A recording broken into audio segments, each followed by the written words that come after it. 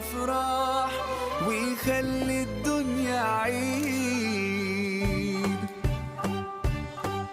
رمضان جانا وفرحنا بو بعد غيابه. أهلا رمضان هنقوله شهر الطول هنقوله. أهلا رمضان رمضان جانا وصوت الداعي فينا يبان بيندهنا في كل أذان.